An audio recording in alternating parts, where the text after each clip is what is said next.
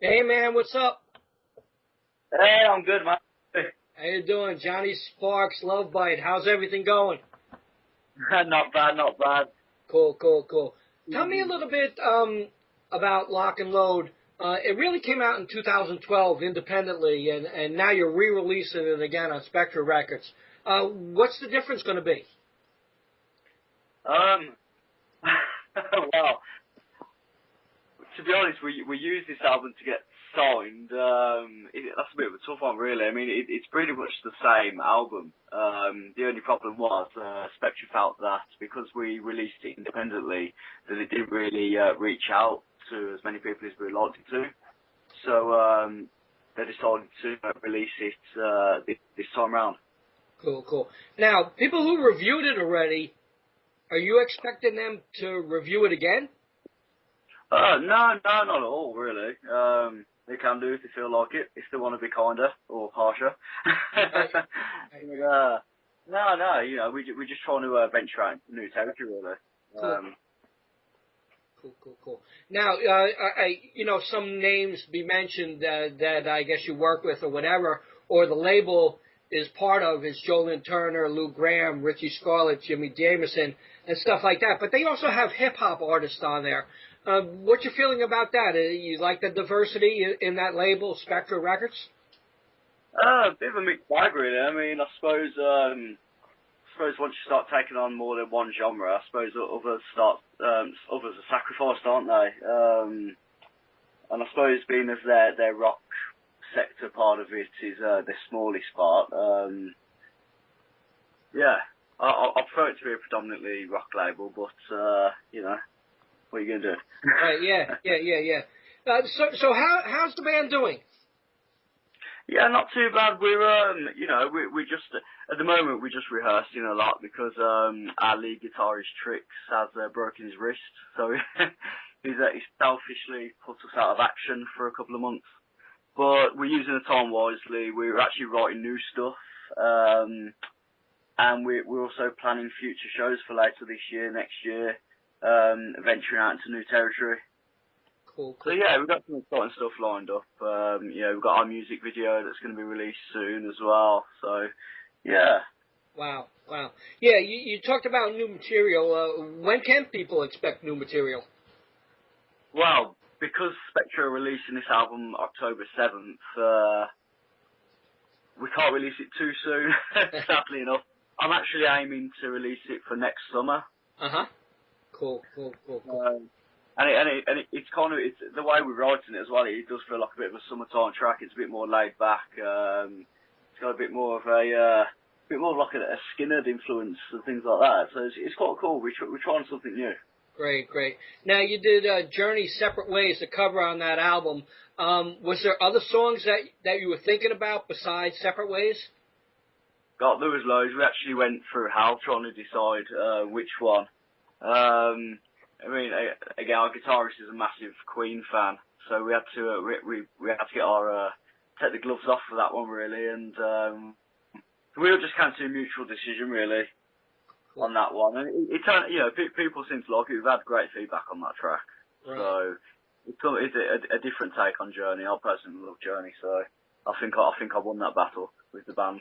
Cool. Now, Lock and Load, like I said, independent in 2012. You got really, really good reviews from that, and, why didn't you keep the ball rolling, or was it that you really just wanted to look for a label with that release? Well, I mean, the problem with self-releasing we didn't get the exposure that we wanted, really. I mean, we've got a few, few thousand people that might have heard it, whatnot, but we need to really venture out and get the name heard, really. We felt that there was no point in putting out a second album if the majority of people haven't heard the first one. Right. Now, being from the UK, and I guess anywhere, basically, like we have bands that are from my state, New Jersey, that only play in New Jersey, and they don't want to take the risk in going to different states and people not knowing them. How do you actually get known? We prefer going out into new places, really. It keeps us on our toes, really. I mean, we can pretty much guarantee that if we play Birmingham, our hometown, it will sell out. You know, no doubt about it. So we've actually put a hold on playing in our hometown for a while because we want to venture out. We want to spread the word a bit. We want to, like I say, stay on our toes. It just keeps it all fresh for us, really, as well. You never know what reaction you're going to get, and which just means you need to be on top form. Cool. Now, do you feel the internet is a big stepping stone for the band getting exposure? Yeah, I guess so. I mean, to be honest, we're kind of a bit more old school in that sense. We believe more in the live shows than the internet. So, but I suppose we have to keep up with the modern times, don't we? Right. So we are going to be doing a lot more internet-based things. We're going to hook up some shows over the internet as well, recording live shows. Like I say, a lot more videos. We're going to start recording bits here and there to sort of throw out on the net, just to keep people interested, things like that. Just keep the ball rolling with it, really. But predominantly, I mean, we're all about the live shows and the touring, things like that. That's the thing we love doing, and we don't want to get too worked up in online or anything like that, because like I say, we're musicians. We're not we're not IT minded. Right. So. Right. Is one of your goals to make it over to the United States? Absolutely. We were talking about it earlier on tonight. It's just a matter of time, to be honest with you.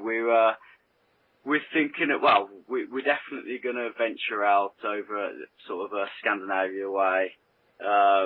We definitely want to come to the States. I'm actually going there next week, so I'm going to be doing a bit of shameless promoting over there. That's good. So try and get the ball rolling on that one. So hopefully, we're hoping next year we can get over there.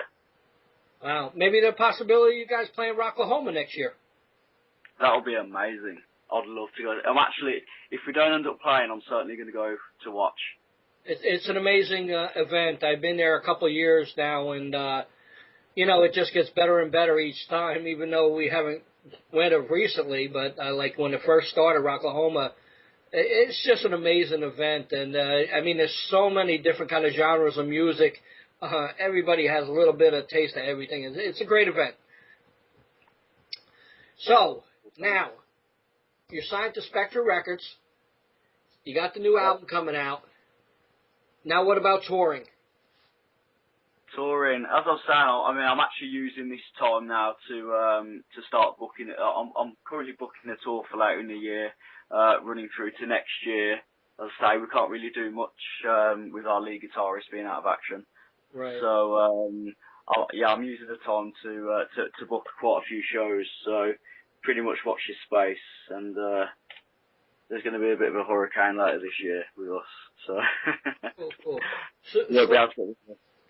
So, what is the most amazing thing being in Lovebite? The most amazing thing, that's a tough one. Signing girls' boobies? I could go with a cool answer. To be honest, it is the travelling. So that sort of thing, I suppose, does come into it. Yeah. It's the travelling. It's seeing new places, playing to new faces, seeing the reaction. Really, it's just a really cool experience. I mean, it can go with you or against you sometimes. Everyone has their off days, I'm sure. But it does certainly keep you on your toes, and it just keeps your life more exciting as well. Just, you're never staying in the same city for the same week. It's awesome. Cool. Jonny Sparks, Lovebite. Man, great album. Hope people support it. And, best wishes, best of luck. Would you like to say anything to the fans out there?